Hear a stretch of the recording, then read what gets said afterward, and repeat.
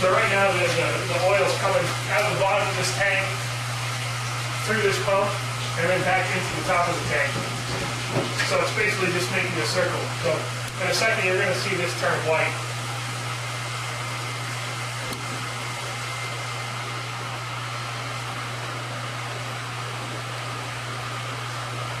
Yeah, it goes milky. So that's so the methanol lye mix it in and make it like a milky, kind of soupy, heavy mix. And I'll mix this whole tank in, and I'm just going to mix it all up for like 15 minutes or so. And then once it sits, all this stuff is just going to settle down to the bottom of the tank. It takes a couple hours. And that's it. It's done. Once it settles out, it's biodiesel. This is what's basically going to happen. So the top layer of this is biodiesel, and the bottom layer is the glycerin that we're going to separate out of there. So basically, what's in this bottle is what's going to be in that tank on a bigger scale. We'll drain this off the bottom. What's left is good fuel. That just gets pumped into the jugs over there and put right into the car. That's the finished product. That looks like stuff you buy in a store, like regular brand new cooking oil. Yeah. You know, but it's a little thinner. Mm-hmm. You can see how it's more like water than regular oil. But that's the finished product. And so that's how it starts. That's how it finishes. So you can definitely see the color difference, and you can see this one's pretty thick. It's kind of hard to tell. Definitely thinner.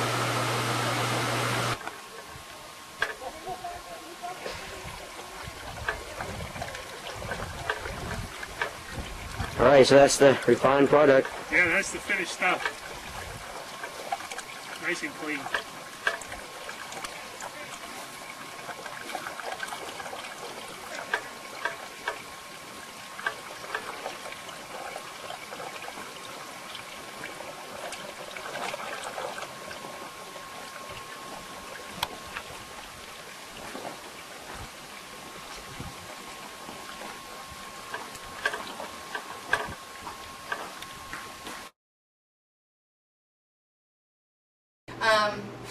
Yeah. I started out a year ago, and when I started we had 136 customers.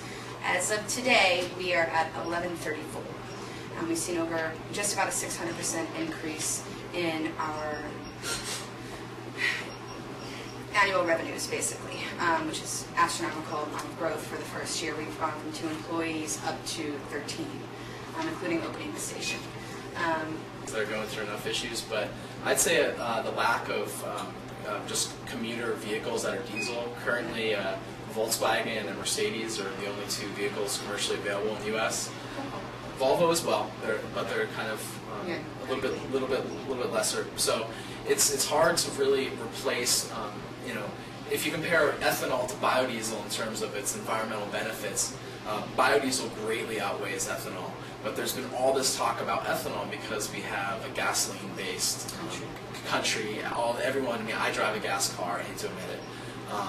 So until we kind of see the prevalence of some stuff like light-duty trucks that are diesel, like a Tacoma, which are commercially available like pretty much everywhere else in the world.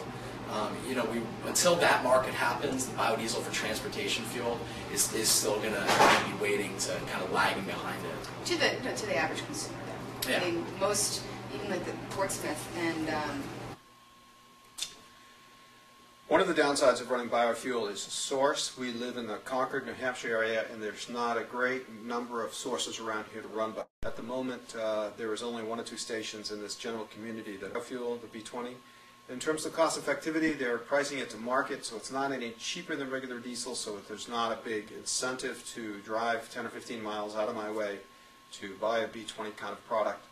However, if there was one local, I would certainly choose it and run my diesel on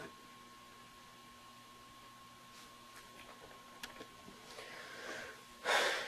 One of the personal frustrations I've faced with the diesel is that there aren't more of them. In the United States, it is largely an internal combustion gasoline-driven society, where if you're in Europe, Germany, Europe, UK, it is diesel. Diesel's everywhere. Very few gasoline engines, and dominantly diesel.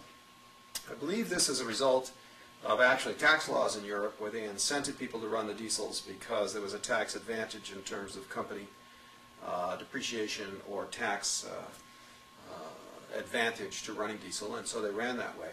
In the United States, there have been no incentives. It's an unfortunate thing because we could gain 20 or 30% efficiency in fuel economy alone from just switching to the diesel. I think the diesel in the United States got a bad reputation as well as being a loud, clunky kind of bucket of bolts design. That was characteristic of the early pre-turbocharging, but since they've added turbocharging to the diesel, it has become a very, very high torque, high efficiency, compact, light engine, and I'd really like to see more of it in the United States.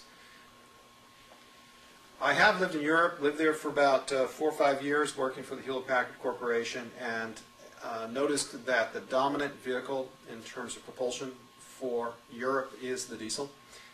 Manufacturers there include the Mercedes-Benz is almost all diesel in Europe, BMW almost all diesel in Europe, even things like Opel, which is a GM product, almost all diesel in Europe.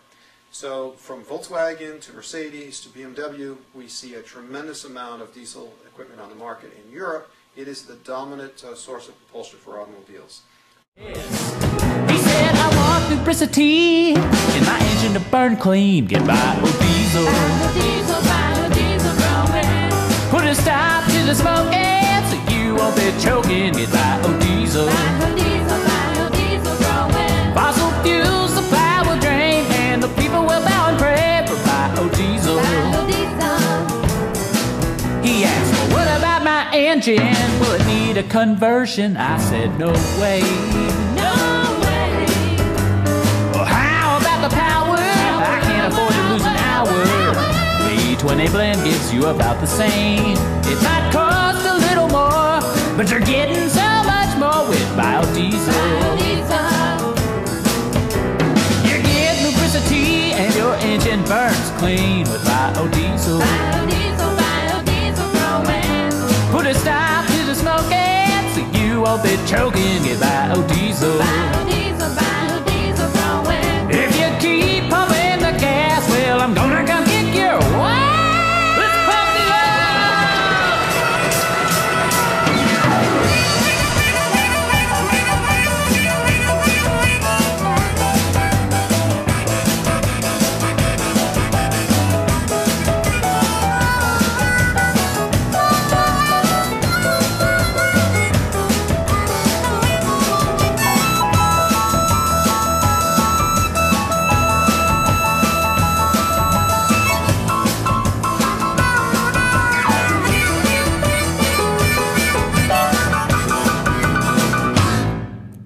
biodiesel, yeah, yeah, yeah, yeah, yeah.